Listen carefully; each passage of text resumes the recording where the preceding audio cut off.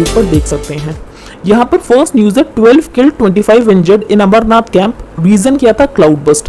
तो cloud burst as a topic हमारे लिए इंपॉर्टेंट हो जाता है। तो क्लाउड बस्ट क्या होता है? तो क्लाउड बस्ट का मतलब ये होता है बेसिकली अनएक्सपेक्टेड प्रेसिपिटेशन, बहुत ज्यादा बारिश हो और बहुत स्मॉल एरिया में हो। मेनली यहाँ पर जो एरिया होता है वो 20 से 30 स्क्वायर किलोमीटर का होता है। तो अनएक्सपेक्टेड प्रेसिपिटेशन बहुत स्मॉल एरिया में हो और शॉर्ट ड्यूरेशन के लिए हो, तो इसको यहाँ पर बोलते हैं क्लाउड बस्ट। तो अगर हम क्लाउड बस्ट की डेफिनेशन देखें तो क्या हो सकती है? तो यहाँ पर ये जो हमने 3 पॉइंट पढ़े कि अनएक्सपेक्टेड प्रेसिपिटेशन, शॉर्ट ड्यूरेशन और स्मॉल एरिया में हो, तो उसको यहाँ पर क्लाउड बस्ट कहते हैं। तो cloud burst at short duration intense rainfall events जो कि स्मॉल एरिया में यहाँ पर होते हैं। ये एक वेदर फिनोमेना होता है जहाँ पर अनएक्सपेक्टेड प्रेसिपिटेशन देखने को मिलती है ओवर अ स्मॉल एरिया। तो ये यहाँ पर क्लाउड बस्ट हो गया। और क्लाउड बस्ट का एक कॉन्सिक्वेंस होता है फ्लैश फ्लड्स, और जिसकी वजह से यहाँ पर बहुत लोग इंजर्ड हो गए, बहुत लोगों की जान चली गई। तो cloud burst as a topic हमारे लिए इंपॉर्टेंट हो जाता है, जो कि हमने डिस्कस कर लिया कि unexpected precipitation over a small area, तो उसको ही यहाँ पर क्लाउड बस्ट कहते हैं। सेकेंड न्यूज है farmer Japan prime minister Shinzo Abe असासिनेटेड during speech. अब इनको यहाँ पर असासिनेट कर दिया गया है। तो बेसिकली जिस इंसान ने यहाँ पर असासिनेट किया, तो जापान में गन मिलना बहुत मुश्किल होता है, वहाँ पर गन का लाइसेंस नहीं मिलता है। तो ऐसे में इस इंसान ने अपनी खुद की गन बनाई थी। कैसे बनाई थी? 3D प्रिंटिंग से, जिसको कि हम यहाँ पर एडिटिव मैन्युफैक्चरिंग भी कहते हैं। तो यहाँ पर हर कंट्री जो 3D प्रिंटिंग को प्रमोट करने की बात करता है, तो हमें इसको बहुत रूल्स एंड रेगुलेशंस के साथ प्रमोट करने की ज़रूरत है, क्योंकि इसके कॉन्सिक्वेंसेज हो सकते हैं। फॉर एग्जांपल यहाँ पर गन बना ली गई 3D प्रिंटिंग से, तो ये सारे कॉन्सिक्वेंसेज ना हो, तो उसके लिए यहाँ पर रूल्स एंड रेगुलेशंस बनाने की ज़रूरत है, क्योंकि इंडिया भी यहाँ पर 3D प्रिंटिंग को प्रमोट करने की बात कर रहा है। अब हम यहाँ पर डिस्कस करेंगे रिगार्डिंग हिज पॉलिसीज। तो Shinzo Abe killed during poll speech shaped India Japan ties, key person behind Quad. तो यहाँ पर शिंजो आबे ही थे जिन्होंने इंडो पैसिफिक टर्म का यूज किया था। फिर क्वाड को रिवाइव करने के लिए इनका बहुत इंपॉर्टेंट रोल है। In August 2007, when Abe visited India for the first time as PM, he delivered the now famous Confluence of the Two Seas speech। तो ये यहाँ पर इंडो पैसिफिक का इन्होंने बात की थी। फिर इंडो जापान जो न्यूक्लियर डील थी वो बहुत ज़्यादा अनसर्टेन थी, लेकिन वो इन्हीं के दौरान यहाँ पर इंडो जापान डील हुई थी, जो कि 2016 में फाइनली यहाँ पर साइन हुई थी। The Indo-Japan nuclear deal was still uncertain then, with Tokyo sensitive about a pact with the non-member country, जो कि यहाँ पर NPT का मेंबर नहीं है। तो इंडिया यहाँ पर NPT का मेंबर नहीं है, उसके बाद भी ये इंडिया के साथ इन्होंने बात की कि हम न्यूक्लियर डील साइन करेंगे। अब आपको ये समझ नहीं आ रहा होगा कि NPT क्या होता है, तो एक बार हम NPT भी डिस्कस कर लेते हैं। तो बेसिकली NPT एक ट्रीटी है। अब ये ट्रीटी का क्या काम है? तो इस ट्रीटी का काम ये है कि हमें न्यूक्लियर वेपन्स के स्प्रेड को रोकना है। अब न्यूक्लियर वेपन्स के स्प्रेड को रोकने की इन्होंने बात तो कही, लेकिन प्रॉब्लम क्या है? ये लोग बात करते हैं कि नॉन प्रोलिफरेशन होना चाहिए, कि न्यूक्लियर वेपन्स बढ़ने नहीं चाहिए। दूसरी बात, न्यूक्लियर एनर्जी का पीसफुल यूज़ होना चाहिए, तो न्यूक्लियर एनर्जी के पीसफुल यूज़ की बात करते हैं, डिसआर्मामेंट की बात करते हैं। तो 3 इनके ऑब्जेक्टिव्स हो गए कि नॉन प्रोलिफरेशन, और यहाँ पर पीसफुल यूज़ करना है न्यूक्लियर एनर्जी का, और तीसरा यहाँ पर जो इनका ऑब्जेक्टिव है वो ये है कि डिसआर्मामेंट करना है।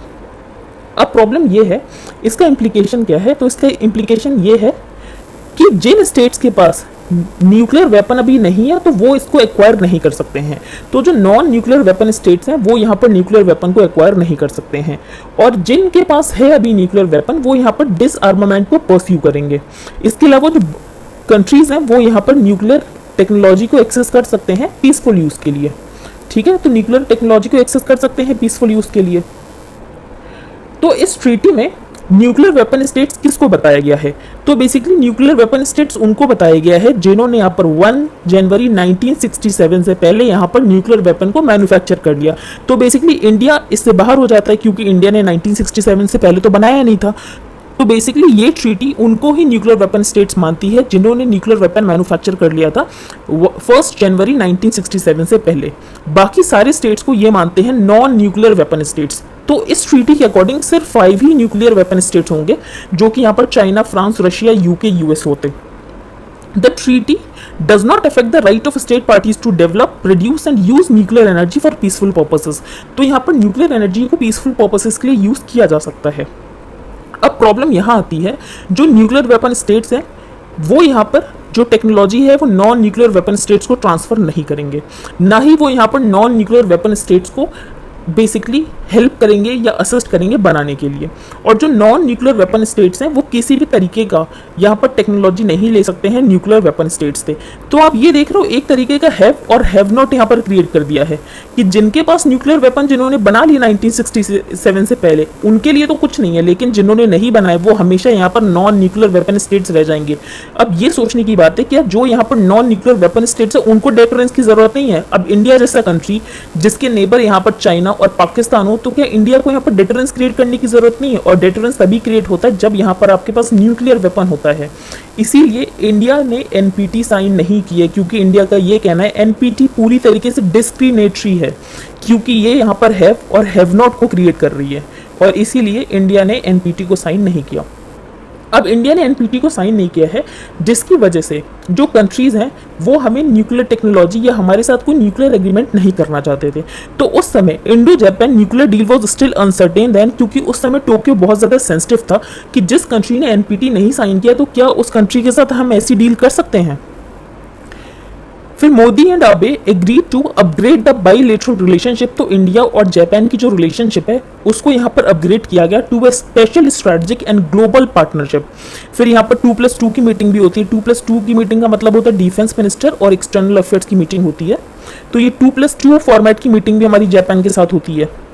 फिर 2015 में एक पैक्ट भी साइन हुआ था for transfer of defence equipment and technology, जो 2015 में साइन हुआ था। फिर यहाँ पर 2007 की मैंने आपको स्पीच बता दी, confluence of the two seas speech, जो कि बहुत ज़्यादा पॉपुलर है। फिर यहाँ पर क्वाड को रिवाइव करने की बात की गई थी। अगर हमें चाइना को कंटेन करना है तो ऐसे में क्वाड का रिवाइवल ज़रूरी है।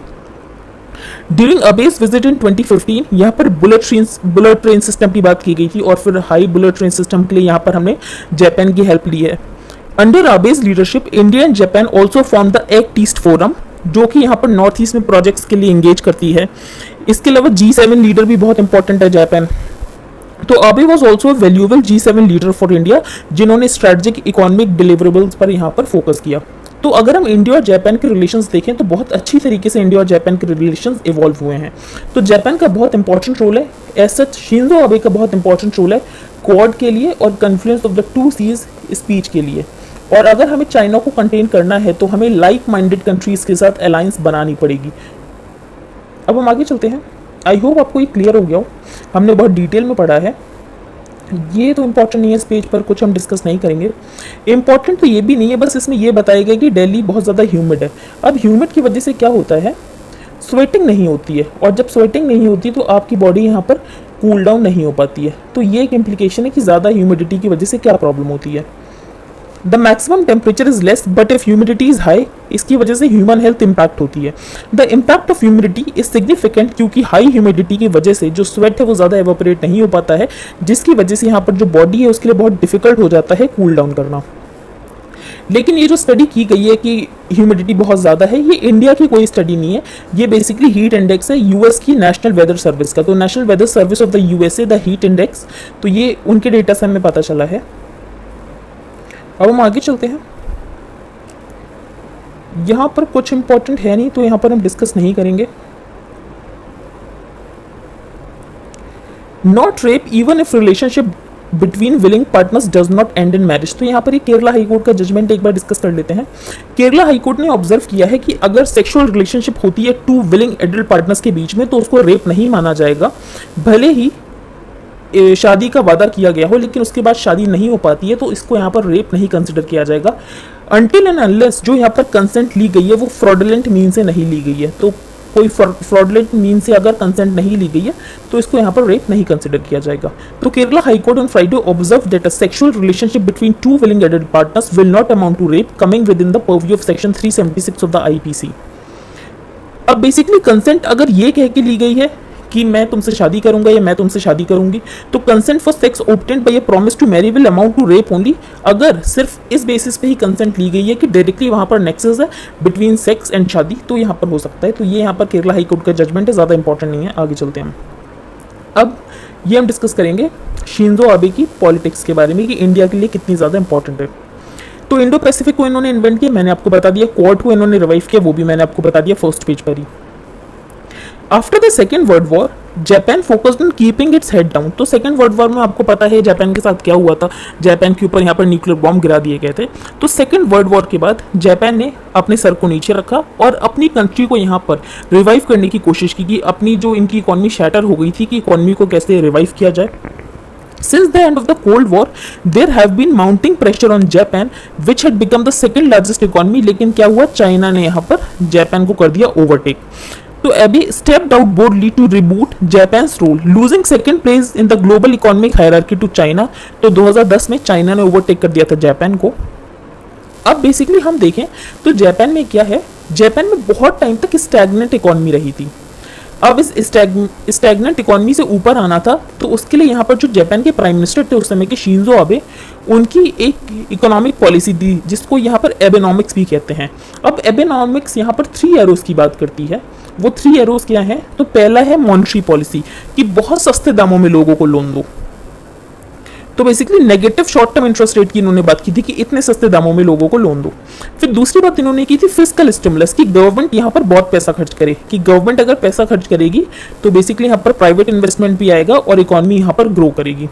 और तीसरी बात इन्होंने कही थी कि हमें स्ट्रक्चरल रिफॉर्म्स करने की जरूरत है, ज्यादा विमेन को वर्कफोर्स में लाने की जरूरत है, ज्यादा माइग्रेंट्स को वर्कफोर्स में लाने की जरूरत है। अब ज्यादा माइग्रेंट्स को वर्कफोर्स में लाने की इसीलिए जरूरत है क्योंकि जापान में एजिंग पॉपुलेशन बहुत ज्यादा है, इसीलिए माइग्रेंट्स की इनको ज़रूरत है। तो अगर हम एबेनॉमिक्स के 3 पिलर्स देखें तो पहला यहाँ पर हो जाएगा कि मॉनेटरी पॉलिसी को बहुत ज़्यादा फ्लेक्सिबल बनाना है। दूसरी बात, यहाँ पर जो फिस्कल स्टिमुलस है वो यहाँ पर सरकार को फिस्कल स्टिमुलस देना चाहिए क्योंकि अगर इंफ्रास्ट्रक्चर बिल्ड होगा तो अपने आप ही यहाँ पर इकॉनमी को बूस्ट मिलेगा। और तीसरी बात, यहाँ पर स्ट्रक्चरल रिफॉर्म्स करने की ज़रूरत है और इसकी वजह से यहाँ पर जापान की इकोनॉमिक ग्रोथ भी हुई। तो इसी पॉलिसी को कहते हैं हम एबेनॉमिक्स। अब हम आगे चलते हैं। एबे took a number of steps to modernize its national security establishment। इसके अलावा मिलिट्री एक्शंस की बात की। इसके अलावा इनका ये भी कहना था जो जापान का कॉन्स्टिट्यूशन है वो बहुत ही ज़्यादा पैसिफिस्ट कॉन्स्टिट्यूशन है क्योंकि यूएस ने हमें फोर्स किया जिसकी वजह से हमें बहुत ज़्यादा पैसिफिस्ट कॉन्स्टिट्यूशन बनाना पड़ा। तो ये बात करते थे कि हमें अब मिलिट्री में पैसा खर्च करने की ज़रूरत है, तो हमें अपनी मिलिट्री स्पेंडिंग बढ़ाने की ज़रूरत है। AB took the lead in convincing the US, India and others in the region to adopt the Indo-Pacific construct। इसके अलावा इन्होंने क्वाड को एक व्हीकल बनाने की बात की कि क्वाड से हम यहाँ पर रीजनल पीस और सिक्योरिटी को डेवलप करेंगे। It is a legacy that Indian political class will not forget for a long time क्योंकि इनके टाइम में इंडिया जापान रिलेशंस एक अलग ही मुकाम पर पहुंच गए थे। तो ये हमारे लिए बहुत ज़्यादा इंपॉर्टेंट हो जाते हैं। ये जो नेक्स्ट आर्टिकल है ये भी इंडिया जापान के बारे में ही है। स्टार्टिंग में तो कुछ इंपॉर्टेंट नहीं है, फर्स्ट पैराग्राफ में ये हम डिस्कस करेंगे। तो जापान और इंडिया के टाई 70 साल पुराने हैं। अब इंडिया जो है वो जापान के लिए बहुत इंपॉर्टेंट हो जाता है क्योंकि सेकेंड वर्ल्ड वॉर के बाद जापान के साथ हमने रिलेशंस बहुत अच्छे रखे हैं। तो for the first 5 post war decades of the 20th century, bilateral ties were friendly. Japan saw India as one of the few nations जिसने जापान को रिस्पेक्ट के साथ ट्रीट किया आफ्टर द वॉर। तो यहाँ पर हमने जापान को रिस्पेक्ट के साथ ट्रीट किया, तो जापान को ये बात हमारी अच्छी लगी कि हम यहाँ पर जापान की रिस्पेक्ट कर रहे हैं। Instead Delhi established an independent peace treaty and bilateral relations with Japan. और यहाँ पर जापान के साथ हमारे रिलेशन 70 ईयर्स हो चुके हैं। इसके अलावा जापान के साथ जो हमारी रिलेशनशिप है वो यहाँ पर अपग्रेड हो चुकी है to special strategic and global partnership. तो जापान के साथ हमारी जो पार्टनरशिप है वो यहाँ पर स्पेशल स्ट्रैटेजिक और ग्लोबल पार्टनरशिप के लेवल तक जा चुकी है। अब हमारे रिलेशंस जैसे इवॉल्व हुए हैं वो देखने वाली बात है क्योंकि 1998 में जापान उन कंट्रीज में था जिन्होंने इंडिया को कंडेम किया था और इंडिया के ऊपर सैंक्शंस लगा दिए थे। और 2008 में यही जापान था जो कि ये कह रहा था कि इंडिया को वेवर दे देना चाहिए from the nuclear supplies group और इंडिया के साथ यहाँ पर एक न्यूक्लियर डील करने की ज़रूरत है। तो after a waiver to India from the nuclear supplier group following the Indo US civil nuclear deal, तो यहाँ पर Indo US civil nuclear deal हुई, उसके बाद यहाँ पर जापान के साथ भी डील हुई। अब आप देखो कि 1998 से जो हमारे 2008 तक हैं वो रिलेशंस कितने ज़्यादा इवॉल्व हो गए सिर्फ 10 साल के टाइम स्पैन में। अब यहाँ पर जो जापान है, जापान ये चाहता है कि वर्ल्ड वॉर से पहले जो जापान का यहाँ पर रोल था वो जापान को वापस से रिवाइव करना है। तो इसका मतलब ये नहीं कि जापान यहाँ पर मिलिट्री तरीके से रिवाइव करने की कोशिश कर रहा है। तो बेसिकली ऐसे नहीं कि जापान यहाँ पर ग्लोबल पीस में एक इंटरनेशनल रोल प्ले करे, जो जापान का मैरीटाइम सेल्फ डिफेंस फोर्स है वो बहुत अच्छा हो जाए। इसके अलावा जापान ने नेवल एक्सरसाइजेस करना भी इंडिया के साथ शुरू किया था। तो this search for self esteem also made him controversial internationally as when he appear to deny the existence of comfort women. There were times that India was not entirely comfortable with the pace of the fast growing relationship, क्योंकि यहाँ पर उस समय हमारे China के साथ relation ठीक ठाक थे और हमें ऐसा लगता था कि अगर हम जापान के साथ ज़्यादा अच्छे रिलेशन करेंगे तो चाइना हमसे नाराज़ हो जाएगा, जिसकी वजह से हम जापान के साथ इतने ज़्यादा रिलेशन अच्छे नहीं कर रहे थे. लेकिन फिर हमारे बीजिंग के साथ रिलेशन खराब हो गए और जापान के साथ हमने अपने रिलेशन को, कोऑपरेशन को और ज़्यादा आगे बढ़ाया. तो there were times that India was not entirely comfortable with the pace of the fast growing relationship at a time that Delhi Beijing times were also growing and the two sides had agreed that their border dispute will be resolve peacefully. लेकिन अगर हम देखें तो India और China का border dispute तो आज एक स्टैंड ऑफ में कन्वर्ट हो चुका है पूरी तरीके से. Japan has undergone the discovery of India. तो बेसिकली जापान हमारे लिए बहुत ज़्यादा इंपॉर्टेंट है और जापान के साथ हमारे रिलेशंस कैसे इवॉल्व हुए वो हमने पॉइंट डिस्कस कर लिया. तो अगर आप यहाँ पर 200 पॉइंट्स में लिखना चाहो तो आप आराम से लिख सकते हो. 200 वर्ड्स में अगर आपको लिखना हो तो आप आराम से आर्टिकल लिख सकते हो, क्वाड लिख सकते हो, इंडो पैसिफिक आप लिख सकते हो यहाँ पर. इसके अलावा special strategic and global partnership लिख सकते हो. जो यहाँ पर जापान के साथ हमारी न्यूक्लियर डील हुई आप वो लिख सकते हो. जो यहाँ पर डिफेंस टेक्नोलॉजी ट्रांसफर का एग्रीमेंट हुआ वो लिख सकते हो. बुलेट ट्रेन का पॉइंट आप इसको इंक्लूड कर सकते हो. तो ये सारे पॉइंट्स हैं जो कि आप यहाँ पर इंक्लूड कर सकते हो और बेसिकली आप 200 वर्ड्स का अच्छा आंसर लिख सकते हो. अब हम आगे चलते हैं. ये यहाँ पर इंपॉर्टेंट नहीं है. Whose party is it anyway. अब आपको पता है शिवसेना जो कि यहाँ पर महाराष्ट्र में एक पार्टी है, इसमें क्या चल रहा है, इसमें दो फैक्शन डेवलप हो गए. एक तो उद्धव ठाकरे का फैक्शन और दूसरा यहाँ पर एकनाथ शिंदे का. और दोनों यहाँ पर ये क्लेम कर रहे हैं कि ये ओरिजिनल शिवसेना है और ये क्लेम कर रहे हैं ये ओरिजिनल शिवसेना है. अब इनको भी पॉलिटिकल सिंबल चाहिए शिवसेना को और इनको भी चाहिए. अब मिलेगा कैसे वो यहाँ पर बताइए इलेक्शन कमीशन. तो there is a legal and constitutional framework to deal with issues जब यहाँ पर पार्टी स्प्लिंटर करती है और यहाँ पर राइवल फैक्शंस बन जाते हैं. अब आर्टिकल 324 जो कि यहाँ पर इलेक्शन कमीशन की बात करता है, तो आर्टिकल 324 ऑफ द कॉन्स्टिट्यूशन ये कहता है that the superintendence, direction and control of election is vested in the election commission. और कौन कौन से इलेक्शन यहाँ पर इलेक्शन कमीशन कंडक्ट कराता है? To those of the parliament, state legislature, office of the president, vice president. तो यहाँ पर म्यूनिसिपैलिटीज और पंचायत नहीं है, ये बात आपको याद रखनी है. तो म्यूनिसिपैलिटीज और पंचायत की स्टेट इलेक्शन कमीशन कराता है.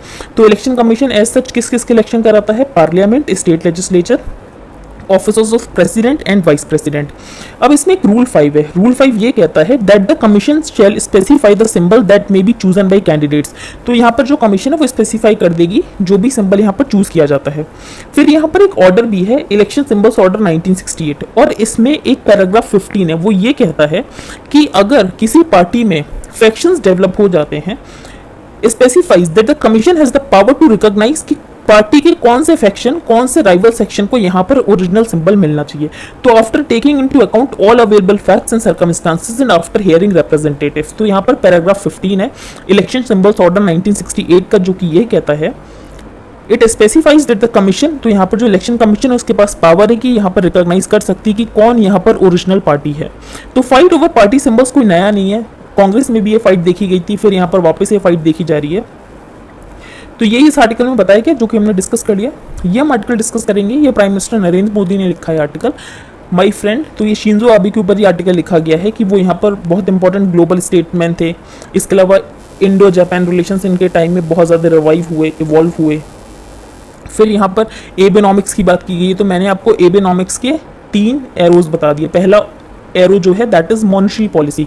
तो पहला एरो मॉनेटरी पॉलिसी, दूसरा यहाँ पर फिस्कल स्टिमुलस, तीसरा यहाँ पर स्ट्रक्चरल रिफॉर्म्स. तो ये आपको याद रखना है कि आप डायरेक्टली लिख सको कि अगर पेपर में आता है. फिर यहाँ पर क्वाड को इन्होंने रिवाइव किया. इंडो पैसिफिक को यहाँ पर इन्होंने इंडो पैसिफिक की बात की. सिविल न्यूक्लियर एग्रीमेंट हुआ इंडिया के साथ, जबकि इनका कंट्री उस समय बहुत सारे लोग थे इनकी कंट्री में जो कि प्रोटेस्ट कर रहे थे अगेंस्ट दिस डील. तो सिविल न्यूक्लियर एग्रीमेंट जो कि बहुत इंपॉर्टेंट हो जाता है. और इसके अलावा इंडिया ने क्या किया? इंडिया ने इनको प्रेस्टिजियस पद्म भूषण दिया 2021 में. तो पद्म विभूषण से इनको नवाजा गया है, जो कि सेकंड हाईएस्ट ऑनर होता है. फर्स्ट भारत रत्न होता है और सेकंड पे यहाँ पर पद्म विभूषण होता है. अब हम आगे चलते हैं. The problem of energy poverty. तो अभी प्राइम मिनिस्टर जब G7 समिट में गए थे तो प्राइम मिनिस्टर ने वहाँ पर क्या कहा? प्राइम मिनिस्टर ने ये कहा कि हम जब रशिया से डिस्काउंटेड क्रूड ऑयल ले रहे हैं तो वेस्ट को इतनी प्रॉब्लम क्यों है? अब वेस्ट में तो हाई इनकम कंट्री है, तो वो तो यहाँ पर महंगे एनर्जी को भी अफोर्ड कर सकते हैं, पर इंडिया जैसे कंट्री तो महंगी एनर्जी को नहीं अफोर्ड कर सकता है ना. तो इंडिया को अगर यहाँ पर ऑफर मिल रहा है कि रशिया से हम डिस्काउंटेड प्राइस पे ले लें, तब तो हमें लेना चाहिए. तो उस पर ही आर्टिकल बनाया गया है, the problem of energy poverty. Prime minister Narendra Modi spoke for all the energy poor countries from Chile to Indonesia to Rwanda. तो यहाँ पर जब G7 समिट जो कि जर्मनी में हुई थी और इंडिया को यहाँ पर गेस्ट की तरह इन्वाइट किया गया था, तो इंडिया G7 का मेंबर नहीं है, बस हमें इन्वाइट किया गया था। तो यहाँ पर इंडिया ने क्या कहा, all of you will also agree with this that the energy access सिर्फ रिच का प्रिविलेज नहीं होना चाहिए, सबको यहाँ पर एनर्जी की एक्सेसिबिलिटी होनी चाहिए। A poor family also has the same rights on energy and today when energy cost are sky high due to geopolitical tension, क्योंकि रशिया यूक्रेन की वजह से रशिया के ऊपर सैंक्शंस लगा दिए गए हैं और जिसकी वजह से यहाँ पर जो ऑयल के प्राइसेस हैं वो बहुत ऊपर जा चुके हैं। जो इंडिया जो है मेनली जो ऑयल है उसको इंपोर्ट करता है, तो अगर हमारा इंपोर्ट बिल बढ़ता रहेगा तो बेसिकली हमारे पास एक्सपेंडिचर हम कैसे कर पाएंगे अपनी डोमेस्टिक इकोनॉमी में। तो इंडियाज ऑयल इंपोर्ट बिल सोर टू $119 बिलियन। इसकी वजह से हमें जब रशिया ने डिस्काउंटेड ऑयल ऑफर किया तो यहाँ पर हमने खरीद लिया। अब वेस्ट को इससे प्रॉब्लम हो रही है कि वेस्ट ने यहाँ पर रशिया के ऊपर सैंक्शंस लगाए हैं, तो हम यहाँ पर क्यों खरीद रहे हैं। तो G7 countries however now want to completely curb the flow of Russian oil into the global supply system, और इसकी वजह से क्या होगा, इसकी वजह से ऑयल के प्राइसेस और ऊपर जाएंगे। The international anger against Russia over Ukraine is understandable, लेकिन एक बात बाकी कंट्रीज को समझने की जरूरत है कि वो यहाँ पर सैंक्शंस लगा रहे हैं, लेकिन इंडिया की अपनी खुद की सॉवरेनिटी है, तो इंडिया को जो डिसीजन अपने लोगों के इंटरेस्ट में लगते हैं इंडिया उसको ले सकता है। तो international anger against Russia over Ukraine is understandable, no country has the right to disrespect और वॉयलेट द सॉवरेनिटी और अदर। तो ये बात यहाँ पर G7 कंट्रीज को समझने की जरूरत है। फिर यहाँ पर ग्लोबल एनर्जी गवर्नेंस की बात की गई, तो हमें क्या करना चाहिए, जो यहाँ पर पावरफुल प्लेटफॉर्म है जैसे कि G20 ब्रिक्स, तो वहां पर एनर्जी एक्सेस की बात करनी चाहिए, एनर्जी पॉवर्टी की बात करनी चाहिए, एनर्जी सिक्योरिटी की बात करनी चाहिए, तो ये हमें करने की जरूरत है। इसके बाद फॉसिल फ्यूल्स को बहुत डिमोनाइज किया जाता है कि इससे बहुत क्लाइमेट चेंज हो रहा है। अब इसको डिमोनाइज करने की वजह से क्या एक इम्पैक्ट होता है, इसका ये इम्पैक्ट होता है कि जो कंट्रीज हैं वो अब ज़्यादा इन्वेस्टमेंट नहीं कर रहे हैं फॉसिल फ्यूल्स में, और अगर इन्वेस्टमेंट नहीं होगा तो कोई नई टेक्नोलॉजी नहीं आएगी, कोई इनोवेशन नहीं आएगा, और जिसकी वजह से जो प्राइजेज हैं वो यहाँ पर कम नहीं हो पा रहे हैं। तो thanks to the demonisation of fossil fuels of the past several years particularly in the western world, जिसकी वजह से जो ऑयल प्राइजेस है वो हाई हैं, क्योंकि बहुत ज़्यादा अंडर इन्वेस्टमेंट है कि अगर आप इन्वेस्टमेंट करते हो तो आपको नई टेक्नोलॉजी मिलती है, नई यहाँ पर रिफाइनिंग कैपेबिलिटी मिलती है, जो कि नहीं मिल पा रही, जिसकी वजह से यहाँ पर जो प्राइजेस है वो वैसे भी नीचे नहीं आ रहे।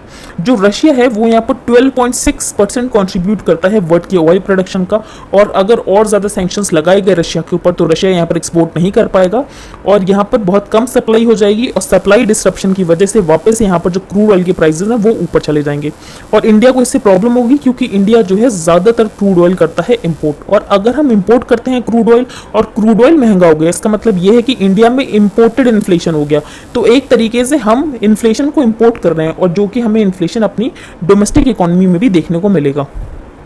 अब हम आगे चलते हैं, ये इंपॉर्टेंट नहीं है।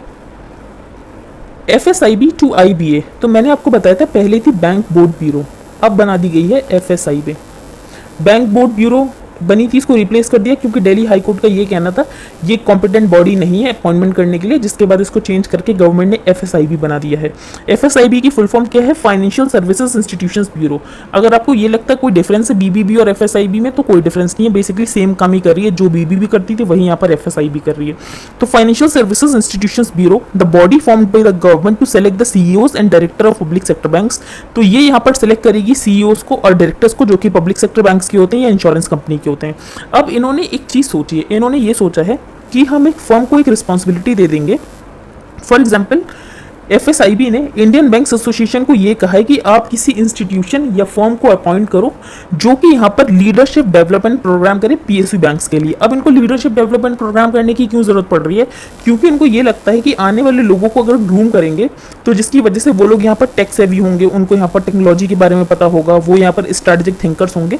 तो पहले से एक तरीके की उनकी ट्रेनिंग करने की बात की जा रही है। तो ये सच इंपॉर्टेंट नहीं है, बस आपको FSIB पता होना चाहिए कि FSIB क्या है, क्योंकि बैंक बोर्ड ब्यूरो UPSC का बहुत इंपॉर्टेंट टॉपिक था।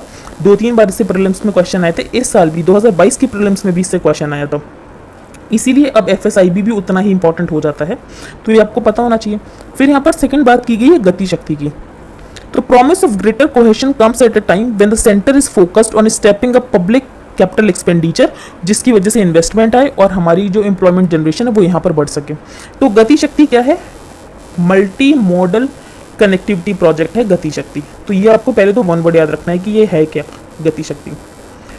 अगर हम देखें तो इंडिया में सारे डिपार्टमेंट सिलॉस में काम करते हैं कि एक डिपार्टमेंट को दूसरे डिपार्टमेंट से कोई मतलब ही नहीं है कि वो क्या कर रहा है, वो अपना काम कर रहा है, वो अपना काम कर रहा है। लेकिन अगर हमें डेवलपमेंट करना है तो उसके लिए हमें इंटीग्रेटेड अप्रोच की ज़रूरत है, जो कि गति शक्ति यहाँ पर इंटीग्रेटेड अप्रोच प्रोवाइड करेगा।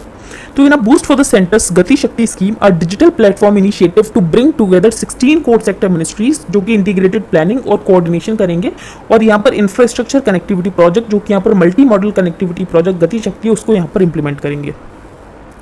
Under the Gati Shakti scheme the government intends to break departmental silos. तो अभी तक क्या होता था, सारे डिपार्टमेंट्स अपने सिलोज में काम करते थे, उन्हें दूसरे डिपार्टमेंट से कोई लेना देना ही नहीं होता था। तो यहाँ पर 100 करोड़ का प्लान लॉन्च किया गया है फॉर मल्टी मॉडल कनेक्टिविटी। तो गति शक्ति क्या है, मल्टी मॉडल कनेक्टिविटी। ये इंपॉर्टेंट नहीं है, हम डिस्कस नहीं करेंगे, आगे चलते हैं। Who are Pasmanda Muslims, focus of BJP outreach. अब पसमंदा मुस्लिम्स कौन होते हैं एक बार हम डिस्कस कर लेते हैं। तो पसमंदा एक पर्शियन वर्ड है। अब इसका क्या मतलब होता है, those who have fallen behind. तो बेसिकली मुस्लिम्स में जो शूद्र या अति शूद्र को बिलोंग करते हैं वो यहाँ पर पसमंदा को कॉन्स्टिट्यूट करते हैं, और ये मुस्लिम्स ऐसे हैं जो कि पीछे रह गए हैं। और जो फॉरवर्ड कास्ट के मुस्लिम्स होते हैं उनको यहाँ पर बोला जाता है अशरफ। और ये जो फॉरवर्ड कास्ट के हैं इनका ही ज़्यादा रिप्रेजेंटेशन आपको मिलेगा, लेकिन इनका रिप्रेजेंटेशन नहीं होता पसमंदा का, जिसकी वजह से इन्होंने रिप्रेजेंटेशन की डिमांड भी की। इनका ये भी है कि जो SC/ST को रिजर्वेशन दिया जाता है उसमें इनको भी इंक्लूड किया जाए। तो एक बार हम आर्टिकल डिस्कस कर लेते हैं। तो prime minister Narendra Modi asked the BJP national executive in Hyderabad कि वो यहाँ पर रीच आउट करें to deprived and downtrodden sections in communities other than Hindus. अब पसमंदा मुस्लिम्स कौन होते हैं, तो पसमंदा एक पर्शियन वर्ड है जिसका कि मतलब होता है वंस लेफ्ट बिहाइंड, जो कि यहाँ पर पीछे छूट गए हैं। And is used to describe depressed classes among Muslims, जो कि यहाँ पर कॉन्शियसली उनको एक्सक्लूड कर दिया गया है। तो Pasmanda has become an umbrella identity, जो कि यहाँ पर बैकवर्ड के लिए यूज की जाती है दलित ट्राइबल मुस्लिम्स, और जिनको यहाँ पर कास्ट बेस्ड डिस्क्रिमिनेशन को फेस करना पड़ रहा है। अब क्या मुस्लिम्स भी डिवाइडेड है अलॉन्ग कास्ट लाइंस? तो ऐसा हम देखें तो मुस्लिम्स को हम ब्रॉडली 3 कैटेगरीज में क्लासीफाई कर सकते हैं। तो अशरफ्स जो कि फॉरवर्ड कास्ट हो गए, फिर सेकंड पे होते हैं अजलफ्स जो कि बैकवर्ड मुस्लिम्स हो गए, और यहाँ पर थर्ड अर्जल्स जो कि यहाँ पर दलित मुस्लिम्स हो गए। तो while Islam does not mandate the creation of such groups, लेकिन कास्ट जो है वो मुस्लिम कम्युनिटी में भी एग्जिस्ट करता है। अगर हम इंडिया में देखें तो one can discern 3 groups among Muslims, those without any social disabilities, तो उनको अशरफ्स मान सकते हैं। इसके अलावा जो हिंदू ओबीसी से जिनको कंपेयर कर लो तो वो यहाँ पर सेकंड कैटेगरी हो जाती है अजलफ्स, और यहाँ पर थर्ड अगर आप SC से कंपेयर करो तो यहाँ पर अर्जल्स वाली कैटेगरी में हो जाएगा। तो those who are refer to as Muslims OBC, तो ये यहाँ पर बता दिया गया है। फिर यहाँ पर एक कमीशन बनी थी जस्टिस रंगनाथ मिश्रा की कमीशन, जिन्होंने अपनी 2007 में रिपोर्ट सबमिट की, और इनका ये कहना है कि इंडिया में सारी रिलीजियस कम्युनिटीज़ में आपको कास्ट सिस्टम मिल जाएगा। तो इंडिया में सारी रिलीजियस कम्युनिटीज़ में आपको कास्ट सिस्टम मिल जाएगा। In the absence of caste census no specific numbers are available. तो हमें नहीं पता है कि कितने पसमंदा मुस्लिम्स हैं, कितने अशरफ मुस्लिम्स हैं, क्योंकि कोई डेटा ही नहीं है। तो कास्ट सेंसस का डेटा हमारे पास नहीं है, लेकिन सचर कमिटी से हमें ये पता चलता है जो शेयर ऑफ ओबीसी और SC/ST मुस्लिम्स है वो 40% है। लेकिन कुछ लोग इस डेटा को भी कहते हैं कि डेटा गलत है, और लगभग यहाँ पर 80 to 85% मुस्लिम्स हैं जो कि यहाँ पर पसमंदा को बिलोंग करते हैं। तो but Pasmanda activist and scholar से they make up 80 to 85% of India's Muslim population. This broadly tallies with the 1871 census. तो 1871 में जब ब्रिटिशर्स ने सेंसर किया था तो उनके अकॉर्डिंगली जो 19% मुस्लिम्स थे सिर्फ वही यहाँ पर अशरफ को बिलोंग करते थे, बाकी यहाँ पर पसमंदा थे। तो अभी हमारे पास प्योर डेटा नहीं है कि क्या सही डेटा है क्या गलत है, अभी हमें उसके बारे में नहीं पता है। अब ये लोग चाहते क्या हैं, तो ये लोग यही चाहते हैं, 2014 के लोकसभा इलेक्शन से पहले इनकी ये डिमांड थी कि मुस्लिम्स को भी SC लिस्ट में इंक्लूड किया जाए और OBC कोटा भी इनको दिया जाए, शुड बी रीडिजाइंड, और इसको एक एक्सट्रीमली बैकवर्ड कास्ट कैटेगरी की तरह इनको कोटा दिया जाए। बाकी इनको SC/ST कैटेगरी में भी कोटा देने की बात ये डिमांड करते हैं। तो अब ये मिलेगा नहीं मिलेगा ये तो बाद में ही देखेंगे। अब हम आगे चलते हैं। ये इंपॉर्टेंट नहीं है, ये भी इंपॉर्टेंट नहीं है, हेल्दी स्टॉक इन रिजर्वॉयर्स, तो ये हम डिस्कस नहीं करेंगे। वर्ड पेज पर हम डिस्कस करेंगे। तो ये जो फर्स्ट न्यूज़ है वर्ड पेज पर, ये शिंजो आबे के बारे में ही है। अब इनका जो फोकस था, इनकी नीतियाँ क्या थी। अब जिस इंसान ने इनको असैसिनेट किया उसका ये कहना था कि वो इनकी नीतियों से खुश नहीं था। अब इनकी नीतियाँ क्या थी, तो इनकी नीतियाँ जो थी वो पहले तो मैंने आपको एकोनॉमिक्स बता दी, वो तो इकॉनमी से रिलेटेड हो गया, ठीक है। दूसरी बात, दैट में now change meanwhile the manner of abuse that could energise radicals on left and right. अब ये बात करते थे कि हमें प्री वर्ल्ड वॉर वाला जापान को बनाना है, तो जापान को रिवाइव करना है, लेकिन वो ऐसा सच ये नहीं कहते थे कि मिलिट्री स्पेंडिंग में बढ़ाना है। वो ये कहते थे कि जापान को वही पावर बनानी है जो कि पहले जापान था। बाकी जो यहाँ पर यूएस ने इनको पैसिफिस्ट कॉन्स्टिट्यूशन बनाने के लिए मजबूर किया वो इनको चेंज करना है। तो ऐसा इनका कुछ कहना था, जो कि जिससे कुछ लोग खुश भी नहीं हैं जापान के। तो his campaign to free Japan army from a pacifist constitution and pump up military spending, और इन्होंने मिलिट्री स्पेंडिंग को पंप अप करने के लिए कहा था। तो ये इनकी कुछ नीतियाँ थी। अब हम आगे चलते हैं। यहाँ पर एक माउंट की बात की गई, माउंट अराफात। इसकी लोकेशन क्या है? Saudi Arabia. तो आपको पता होना चाहिए माउंट अराफात कहाँ पर है। फिर मैंने आपको ये बता दिया कि गन वॉयलेंस हमें जापान में देखने को मिला, जहाँ पर गन लाइसेंस तक नहीं मिलते हैं। तो इसका क्या रीज़न था? तो 3D प्रिंटिंग से गन बनाई गई थी या एडिटिव मैन्युफैक्चरिंग से, जिसको एडिटिव मैन्युफैक्चरिंग भी कहते हैं। आई होप आपको आज का न्यूज़पेपर समझ आ गया हो। If you like the newspaper then please like share and subscribe. Thank you and have a nice day.